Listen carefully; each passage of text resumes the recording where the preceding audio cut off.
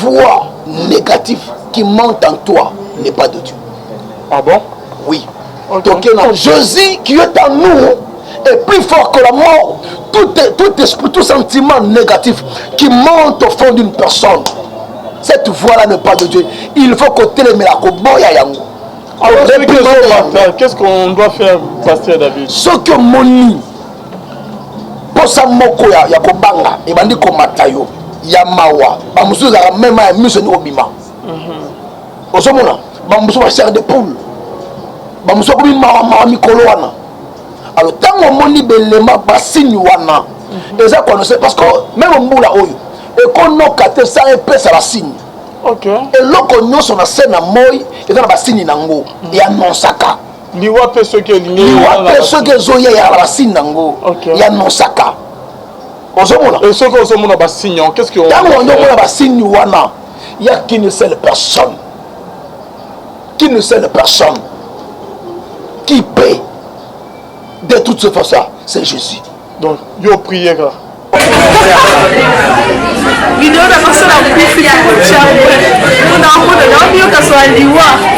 Avant Akufa, on s'en va vidéo na baninga.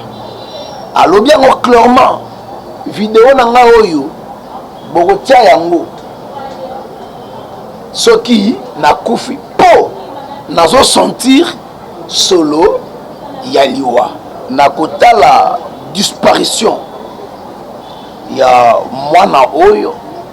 En tout cas, pour naye na golobate que les mort naturel. Mort naye est mystérieux. Bon, shalom bien-aimé, merci Nabino Nyonsto Bozola Nabiso, merci Nabao Basute Nabiso. Là, je vois le pasteur Feza Missia, la bouche autorisée de l'éternel depuis Syrique, na filo Mokoya Motema Bivin, c'est de Homo depuis Londres, Pena Mama Gisèle Lukelo Motema Papa Emmanuel na Boston. Bonzambe, na Bonzambe, Lola, Ezo Futa, Simana Otoya Kolobaki Nzamba Boy, Tokwaye, Lisso soit bien-aimé, Bomona Kiliwa. Il y a un déconabiso, l'équinabiso, petite sœur, oyo awutaki kokufa na babido na azolo bakeno mukolo tsoki jour na kokufa bo publier vidéo na yo parce que nazo ka solo aliwa et ayepe kokufa bien aimé. Qu'est-ce qui se passe, qu'est-ce qui se cache derrière liwa ya ndeko nabiso lekinabiso na comment sagesse hein, je crois bien donc élève a oyo awutiko tikabiso tozali na moko ya ba ndeko boyebi très bien prophète David Poutou, tozo me kosola impenaye, beaucoup me kako découvrir ba révélation ya moi mingi na émission lelo rien que la vérité sur disparition ya leki oyo ya moi si shalom l'homme de Dieu. Shalom papa Alvin. Boni ça va? Ouais nzamba salangolo tout ça. Lelo bana bande bazolando. Nzamba pambola biso bana nzambe nyonso corps de Christ. Bipa nyonso tozo mi tika bola mwanzambe et demeurer na biso. Merci beaucoup. Papa, tu l'as mis vidéo, hein? Oui, oui. Réalisateur et des biso, Yangoana, Lilobani Noko, la réaction par rapport à l'article vraiment tant, on me expliqué biso malé, mais malé, mozo vraiment tant na yo. Maloba ya le qui na biso na baninga na ye. Après ayoko kufa, maloba na ye, qu'est-ce qui se passe, qu'est-ce qui se cache derrière maloba na ye pe liwa na ye? Mais quand on peut dire biso. Okay, papa. Merci papa Levin. En tout cas, je sais pas si Salipé Mawa Yakomona Moana ça fait mal. Salipa c'est Sali Mawa Komona Moana Komona Leki Kokende na fleur d'âge. Vraiment ça fait mal. Toutes mes condoléances la famille oyo bauti kobungisa mwana na babo. Oh papa Alvin andoloba toute mort n'est pas seulement naturelle. Il y a la mort qui est naturelle. Il y a la mort aussi qui revient au mystère. Alors par là nazo bandanan na meka ko expliquer parce que Ecclésiaste ezolo bana biso ko il y a un temps pour toutes choses sur la surface de la terre. Il y a un temps pour naître, il y a un temps pour mourir. C'est-à-dire, mutu nyonso na sena moi abotamaka eza pe na ngonga o mutu esengeli a tika biso. Mais na kotala disparition ya mwana oyo, en tout cas pour na ye na koloba te que eza mort naturelle. Mort na ye eza mystérieux. Comment eza mystérieux? Nazosonga en écriture ce qui te suit Matthieu chapitre 4 tout le monde a yes na sima kosala 40 jours 40 nuits il y a retraite bibi na 200 na ye, il fut emmené dans le désert et pas il y a tentateur to et pas diable pour la tenter awa toboni diable a présenté libanga. Alors il ordonne à ce que cette pierre est comme lipa. Hier soit répondre boye. Alors il était aussi écrit que l'homme ne vivra pas seulement du pain, mais aussi de toute parole qui sortira de la bouche de l'Éternel. Nalingi naloba nini eshikawana. Nazoloba boye. Mutu lokola mutu. Aza ensemble, il y a 3 compartiments qui sont la chair, l'âme et l'esprit. La chair se nourrit du pain, l'âme et l'esprit se nourrit de la parole. Seulement, l'âme et l'esprit, la parole qu'elle se nourrit, se différencie. De quelle manière? L'âme se nourrit de la parole instructive ainsi qu'éducative. L'esprit se nourrit de la parole religieuse. Alors, nenelobela nini esikawana. Nelobaboui. Paul a dit, en réalité dans l'homme, ce n'est pas la chair. En réalité dans l'homme, c'est l'esprit. Par là, je dirais que l'homme est tout en esprit. Or, l'esprit est capable de voir les choses qui sont spirituelles. L'esprit a la facilité d'entrer dans le monde d'au-delà. L'esprit a des oreilles qui sont sensibles, qui ne sont pas comme les oreilles des humains. L'esprit entend ce que les humains n'entendent pas. Alors, quand une porte d'au-delà s'ouvre, tout esprit a la facilité, la sensibilité de voir, de comprendre, d'entendre le bruit d'au-delà. C'est-à-dire, Moutunios, avant Akoufa, na mort naturelle à Santaka. Yango somona omona mutazo bela na ndako na hôpital a umeli na malade. Soki alingi akufa akozala bana mwasi to be mbwali na yobe na bana. Akoyebisa mwasi kende solanga mai na mela. Kende solanga eloko nalia. Il suffit kaka mutwana à se déplacer. Dès qu'akozonga akuta mutwana aza so invité. Yambi balé au mona mutu avant liwana ye akoma kubeta lisolo lokola ya voyage. Na ko voyage moko mulai na kosonga lelo te. En tout cas na sima na ngata ngakozala te. Bozala boy, bozala boy, bozala boy, bozala boy. Azo produire déjà liwana ye. Mais moi il même pas comprendre exacté. Après quelque temps bomona mutuana akufi akoi. Wanaza na mort naturelle. Pourquoi na mort naturelle mutua s'en rappelle liwa naï? C'est parce que l'homme en soi ce n'est pas la chair. L'homme en soi c'est l'esprit.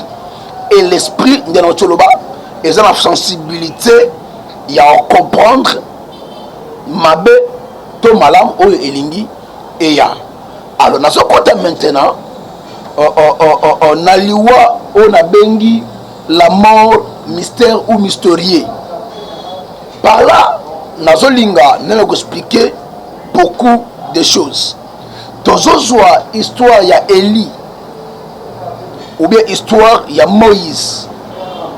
Moïse avant akufa nzamba zo bisa eboyi abitala wana nini kana omoni yango okota te zwa à investir pouvoir likolo ya Josué to peut consacrer Josué parce que kana yo okota ngote c'est-à-dire comme homme spirituel il savait déjà que lobi na ye a mona kanati a suka na 2 heures. C'est-à-dire tout homme qui est spirituel a coquille jamais ko kufa sans que aeba liwa na ye, sans que amona liwa na ye. C'est-à-dire Nzambe déjà a préparé ka mutuana na liwa na ye. Entre autres même bandeko bakena na ngambo ya Satan. Omona mutu à côté na loge mosongolo à pratiquer occultisme, à pratiquer la magie. Nasimaye ko bebi sabikila. Aebara déjà ko entrepôt nanga yawa et sili parce que la mikolomike. Donc tout homme spirituel amonaka liwa na ye. Ayebaka liwa na ye.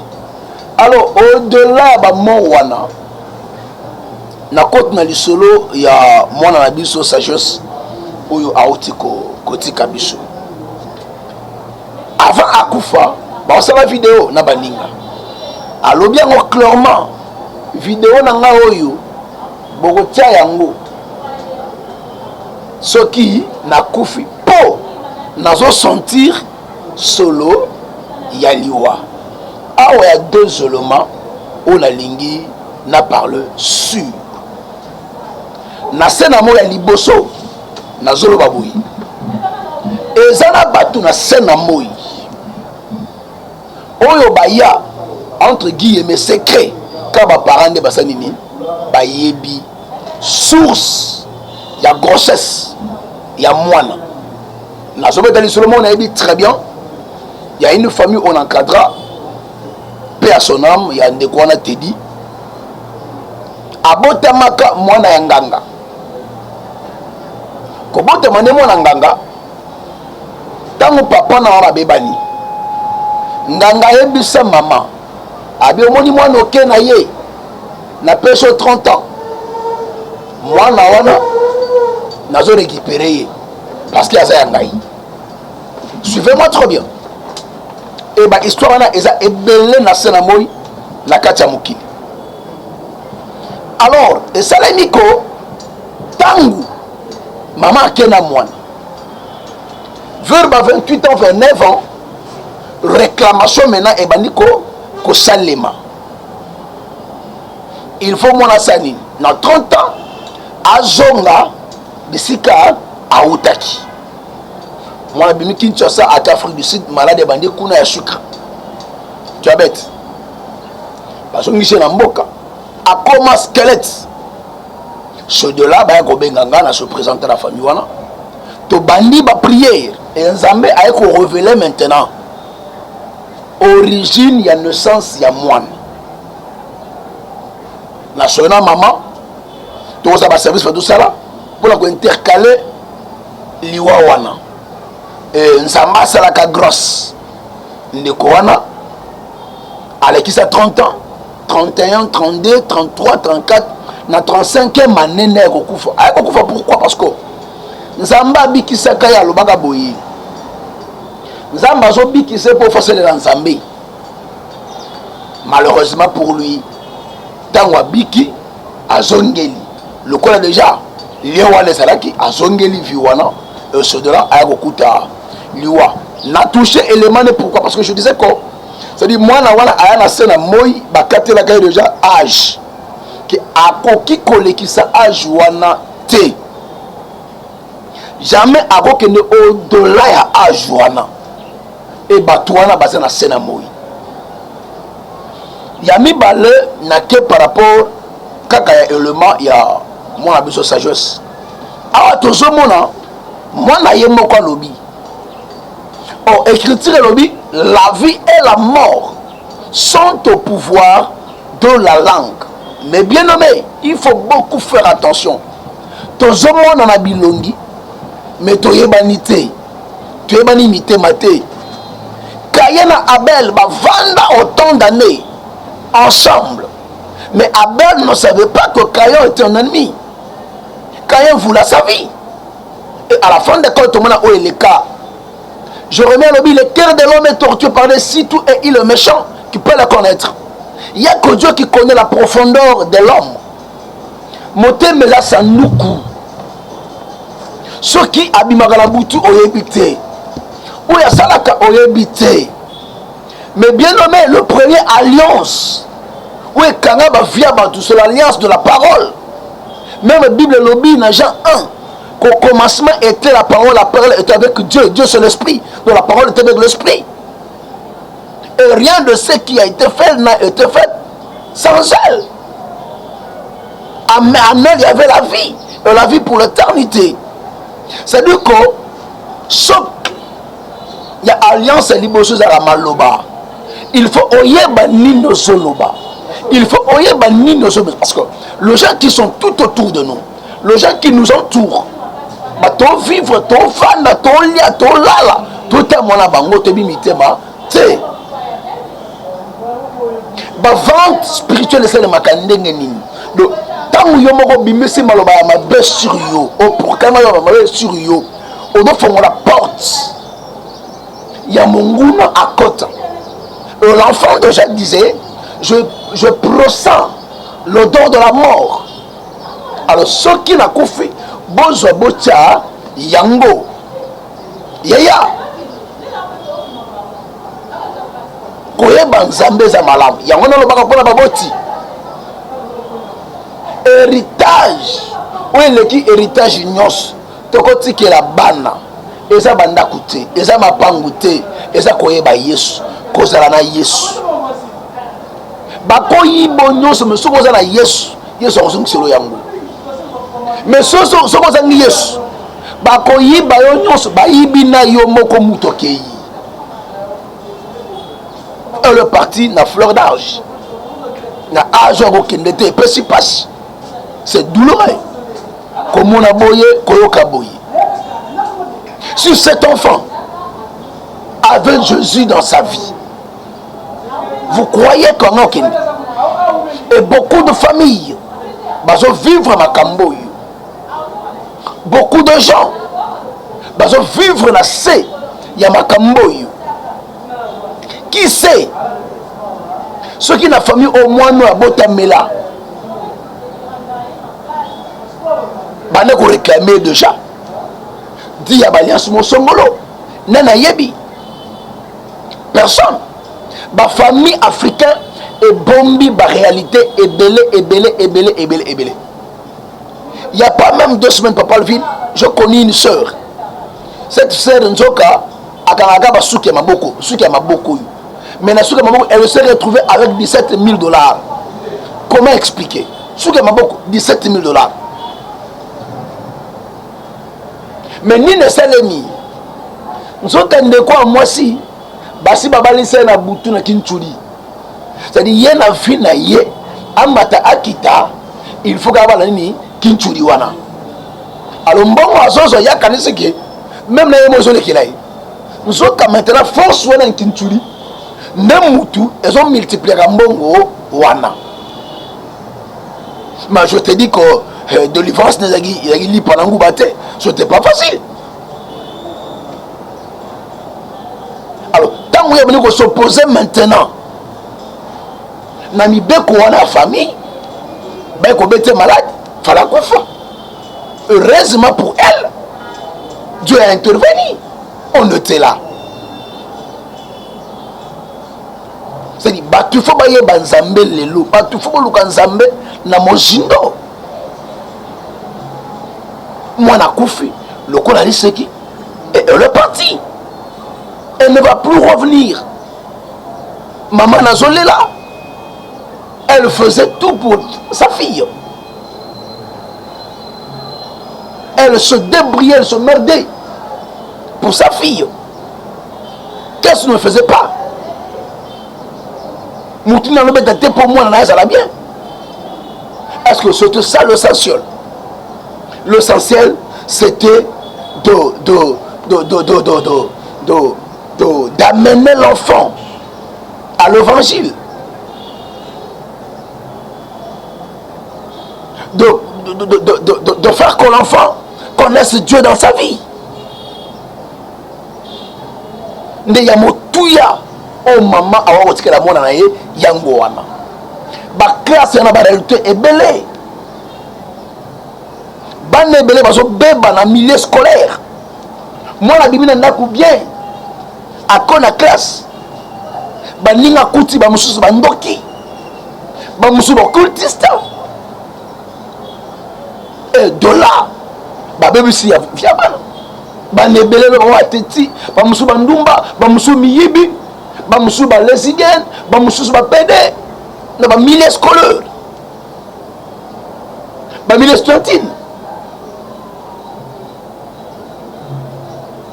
Beaucoup d'âmes sont détruites comme ça. Suite à Nini, les parents n'ont pas eu le temps d'investir sur leur enfant. N'ont pas compris qu'il fallait battre sa bana. Yes. Et bah conséquence, il y a un milieu scolaire. Et je vais me belé. Et moi, je vais me maloba. La carte baninga, même baninga me baguettonné. Non, on a vu ça. Moninga, pèse moninga lamba. A bébé si via moninga. Et lamba kakoyu. Ba poudre. A envoûté moninga na sima poudre. On a vu cela. Combien de bonité tu as mis dans l'église?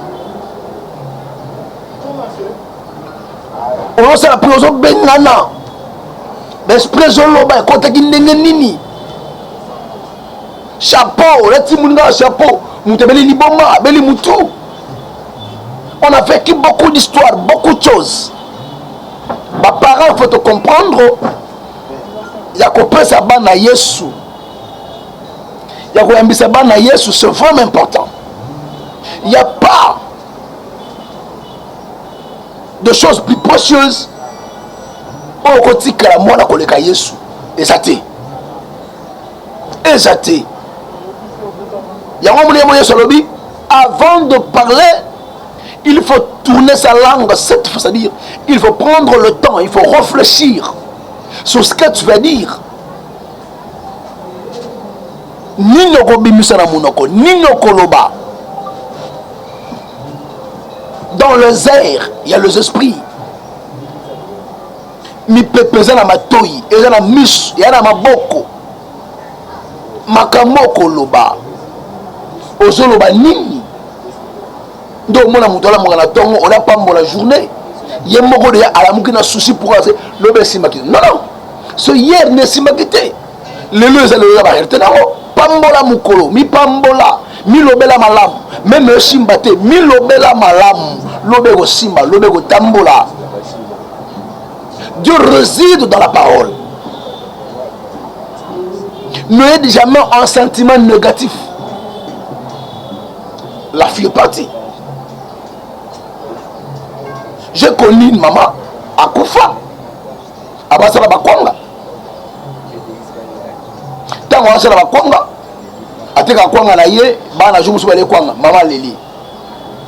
Est-ce que Billy Mama est bon à la Madina Kendagawana, Bazo Tangai, comme de la blague?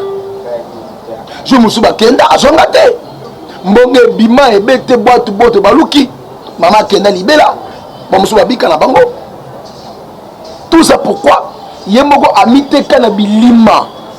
Est-ce que mon angate bazwangaï? Et elle était partie comme ça.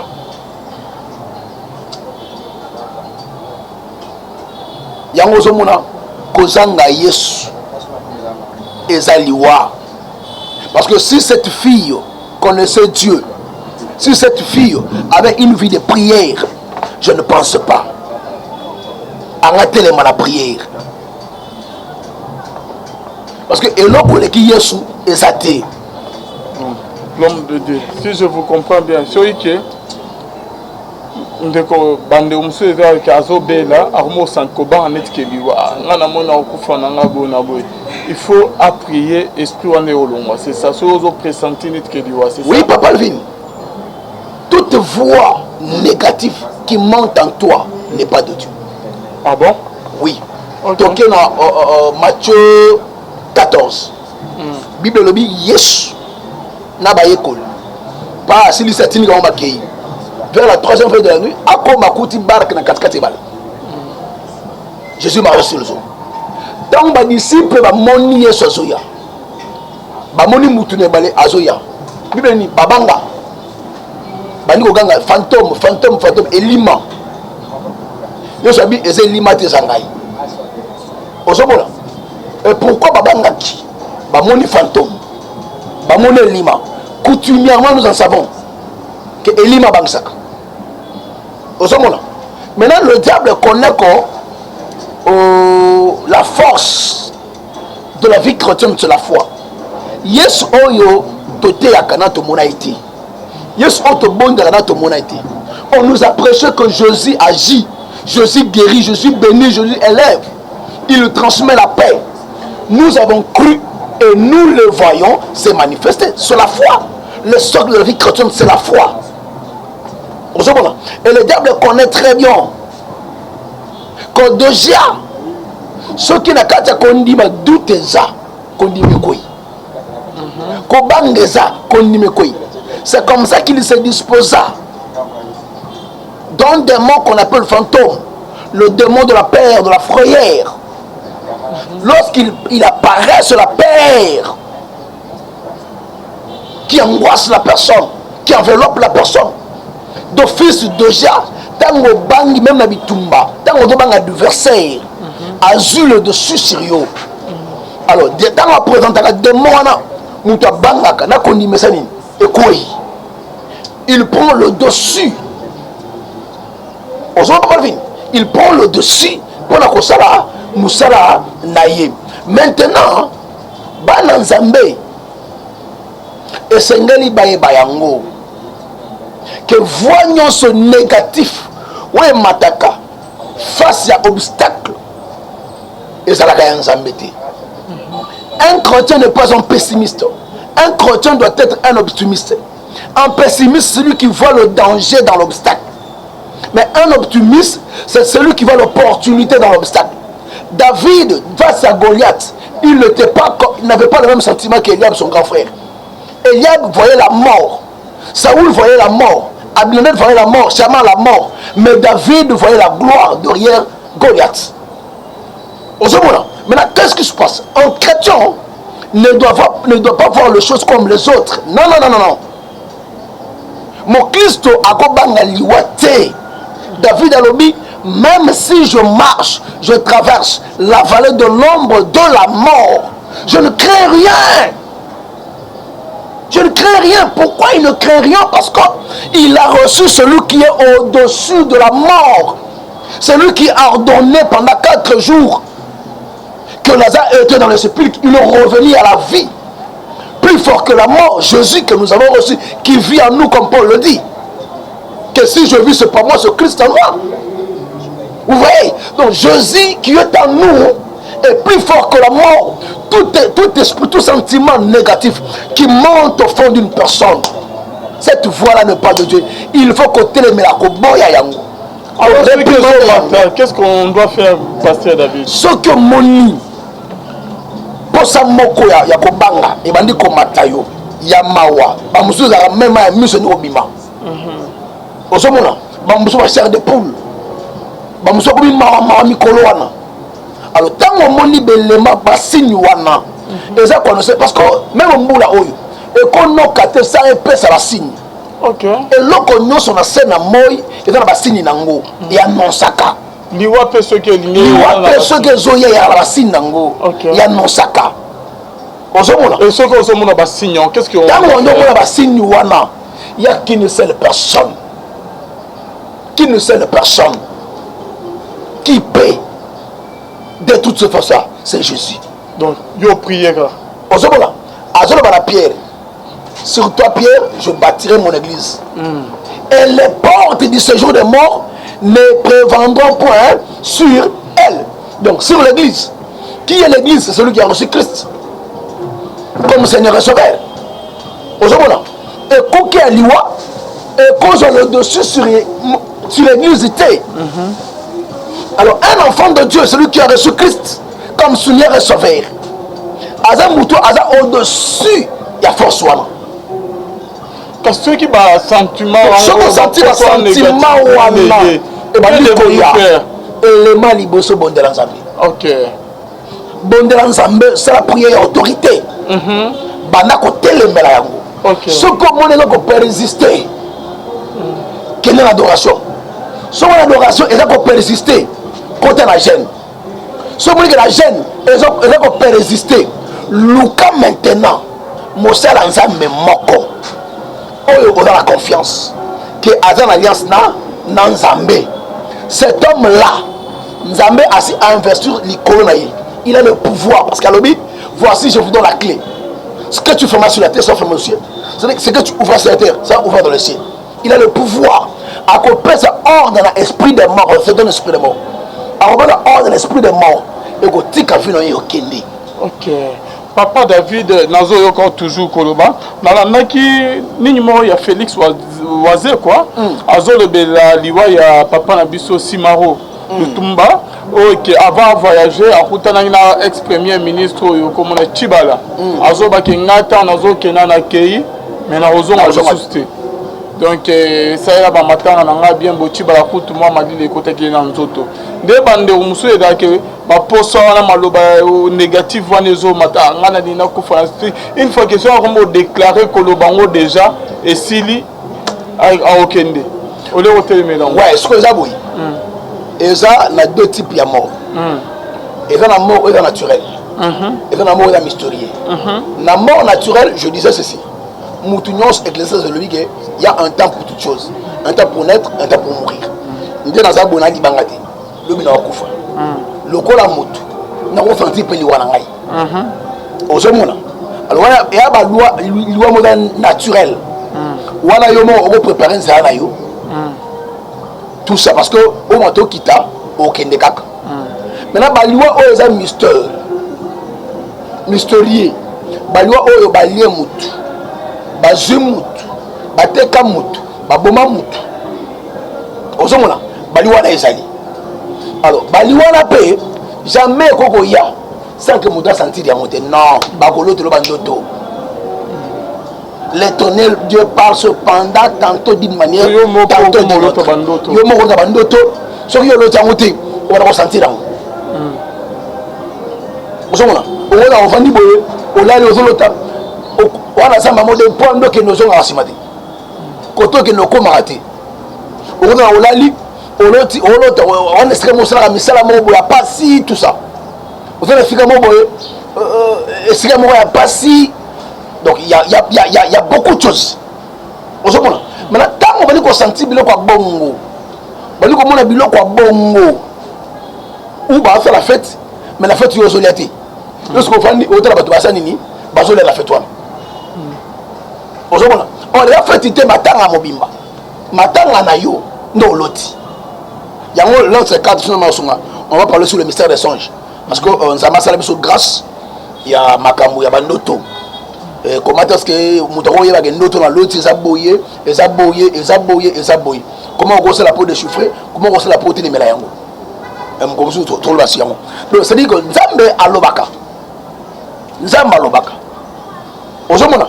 Alors, tant Nzambe alobi, maintenant, ce qu'on moutou, on a part naïe, il y a un sala. Part naïe, ils ont voté les mélayango. Ozomona. Part ya moutou, ils ont voté les mélayango. Et condamné.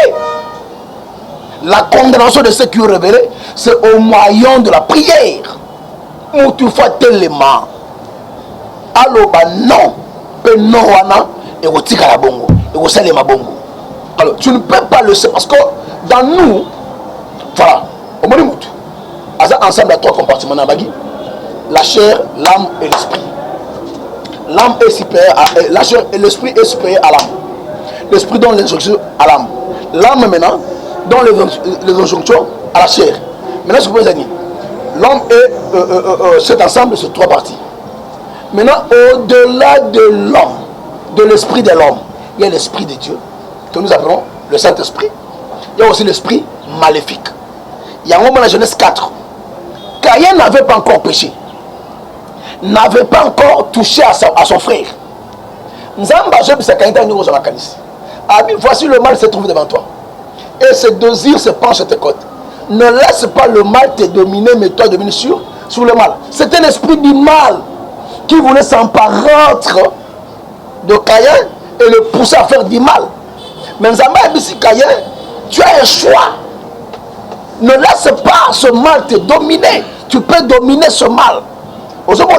Donc quand l'homme n'est pas rempli du Saint-Esprit, l'esprit du diable va prendre sa place. Alors mon livre, on va faire une vie à Moutou. Et comme c'était Moutou têti, Moutou distrait, Moutou s'en foutiste. Vous voyez, vous avez un bloc au moins son gros pakala et repousser votre pépé naï. Vous voyez, maintenant Moutou a mis son livre, on va comprendre que Oyo, et ça y était. Avait animé l'esprit des morts.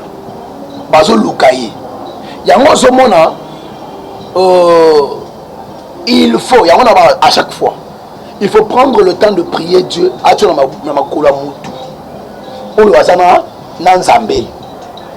Et cet homme-là, Nzambe maintenant, a orienté yo, mingi na zela na ye. Parce qu'il y a certaines choses, yo comprendre en côté, que voit on le belangezani. Et l'on comme belangezani. Pourquoi on sentir boyi? Pourquoi ma oyo? Mais il y a des hommes bien placés qui ont la connaissance sur ça, qui vont t'expliquer non, ah, où est ma bébé, où est boy, où est boy, où est boy, où est boy, où est boy. Tellement la prière, quand ta boy, tellement boy. Ngana sina mona mutu. Il y a pénécé c'est là qui. Parce que la caïda na butu ainsi de suite ici. Alors, elle est tellement moribond, donc c'était fini. Mais qu'est-ce que Dieu me dit? Dieu me dit que Mouton Fassani a mbongo akabela babola. Bon, pour yabika, prière te. Azora Mosani akabela babola. N'a si famille voilà ce qu'on a fait. Nangana bino, toké, tous en mbongo, homme de faire des aou. Abika. Nous sommes sortis, nous sommes allés. Quand on est tous en place, on a merci, merci. Nous avons trouvé la sabiki. C'est Dieu, c'est Dieu, c'est Dieu. Lui qui détient l'exactitude de ce mystère de la mort. Alors maintenant, Batou, on va comprendre gâté. Il y a qu'on comprendre que non, Makambo Zoya, c'est la solution dans la vie. Nzambe. Papa, et là, pour les gens Nzambe eza te. Ata omoni yango ya ndenge nini. Nganga biki sakate. Muta biki sakate Nzambe. Mutu na sera mo apelo biko zate. Nzambe kaka. Nyonso ko senti tutura yo. Luka Nzambe, tellement la prière, Nzambe akosala. Merci beaucoup. Ok, merci beaucoup Papa David. Je crois bien que le message est qui. Tozo comme on a soukaya émission nabiso par rapport posant un message sur le divorce. Ouais. Par conséquence, il y a fio que babali de bazomo par conséquence et ba divorce andé na ndenge. Origine en les ala ranine. Papa Alvin, ce total bien les lots. On se rendre compte que tôt il y a divorce et ça élevé. Élevé na niveau moko. Et bah mariage à l'élo et où me la rajouter le coup dans temps wakala. Les gens se marient aujourd'hui après une année batu bakabwani. Après 2 ans, après 5 ans batu bakabwani. Mais d'où vient cet esprit de divorce? Or nous oublions une chose. L'élo en tout cas nazola mingi surtout bande kwa basi. Ma soeur, koyeba Nzambe eza malamu. Koyeba Nzambe eza bien. Lelo bato ebele bana basi ebele batamboli malamu te. Mobali nyonso na se na moi a mobali akolinga te. Moi sinon son scène na moi aza moi si akolinga te. Nazwaga histoire ya Samson na juge. Samson a vu Dalila. Pour lui, il sait du corps, c'était une femme à épouser. Pendant que Dalila a été préparée sur l'autel de Dagon. Pour Alouka amema Samson na chute na ruine. Est-ce que moi si Oyo Zolanda, mobali Oyo Zolanda, aza mobali, oya bengama pona kobala? To moi si, point d'interrogation. Oui, que de nos jours, kokutana na mobali ya malamu et ça passe. Moi c'est malamu et ça passe. Mais trouver du plaisir dans le sexe, c'est facile et c'est partout. Le sexe actuellement est à la portée de tout le monde. C'est-à-dire, si tu veux en acquérir maintenant là, tu peux. Or, le sexe n'est pas quelque chose à prendre à la légère ou à la négligence. Non, non, non. Beaucoup de vies sont détruites à cause de ça. Beaucoup de personnes souffrent aujourd'hui à cause de ça. Le sexe est sacré, il faut qu'on le dise. Bisika muto autelaka mutu. Pour muto na sena moi. Abima na sena moi. Abotama autelaka ndekuna. Alors, allez-y comprendre que c'est quelque chose qui est sacré, qu'il ne faut pas prendre à la légère. Le bana basi ebele batamboli mabe.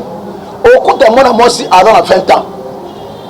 Mais au tout nier, mibali boni ebi na vie. Ba mususu azo même kotanga nombre te. C'est-à-dire, asa yebi mibali au-delà ba nombre année na ye. Moi na 20 ans, mais ayebi mbeli so 34. Ayebi mbeli 40. Bon, ana na 20 ans. Si a comme on a 30 ans, ayebi ba combien? Parce que les gens mibali yango, la plupart mbongo mi passe. Actuellement ebele abatu ba simbi ba kisi, ba simbi bisimba simba. Et ba passe ba condition mingi ko manabas. Yana bali mususu par jour. À 5, 6, même 10. Bon, vous trouvez ça normal. Mobile Mobimba, de Yé, Moussala Zora Maranabasi. 10, 5 par jour. Est-ce que Arabi Manabasi, pour avoir un procès, moi si, tu Arabi Manabasi, pour un intérêt, moi, ce mot-là, je ne sais pas.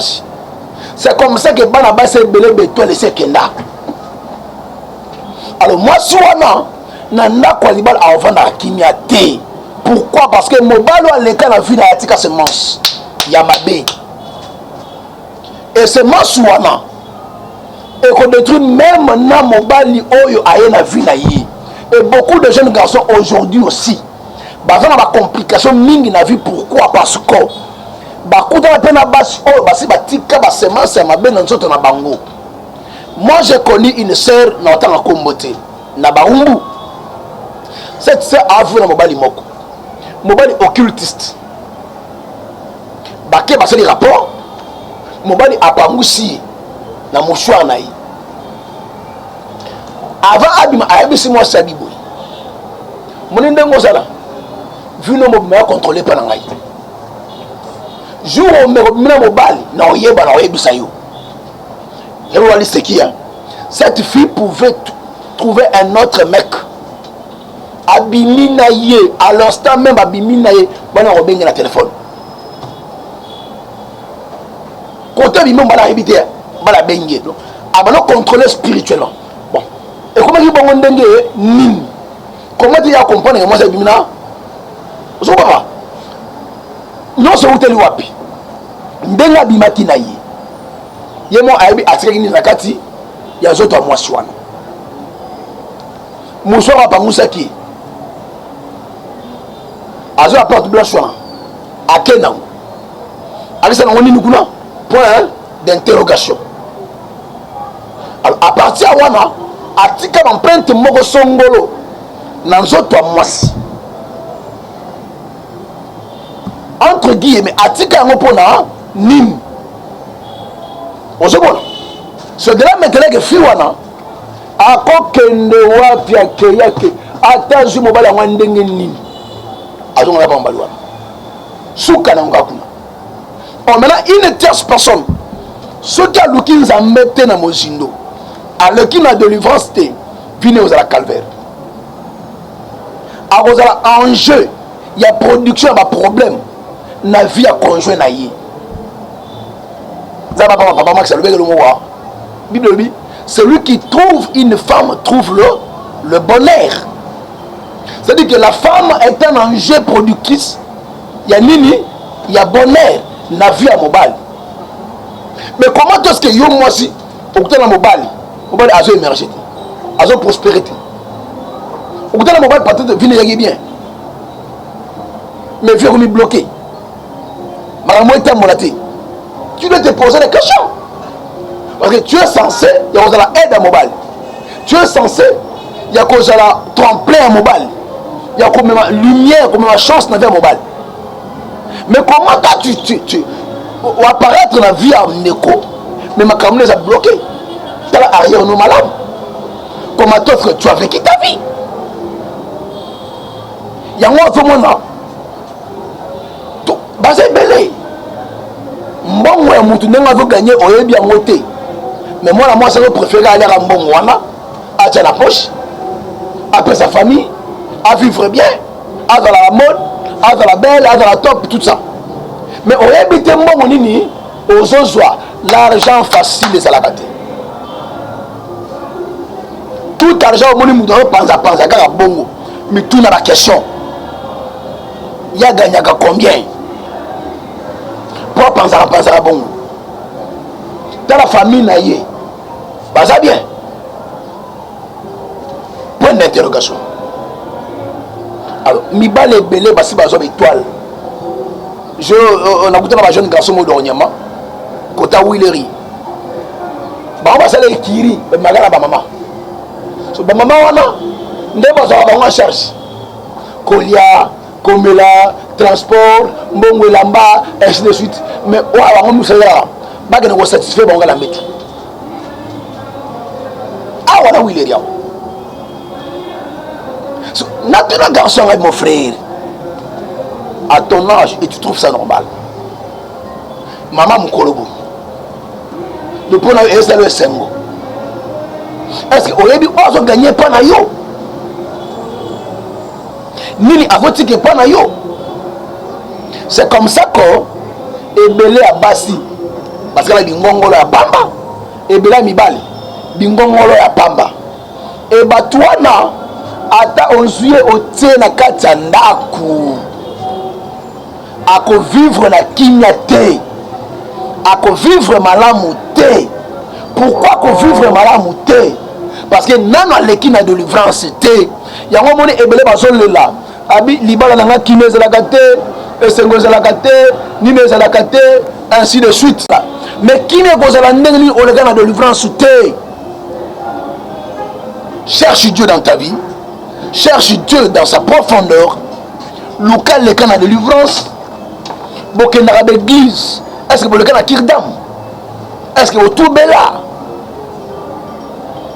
point d'interrogation alors c'est de là maintenant que vu na omomba eza noyau dans le noir moyen on vivre heureuse to heureux na libala eza te po déjà aussi oteka ya yo nyonso et po obali mosongolo pakala akenda nango alors pour vivre heureuse il faut oloka na délivrance ba réclamer étoile na yo ezongela yo c'est de la stabilité la couple na yo et kozala nzamba pa molesh.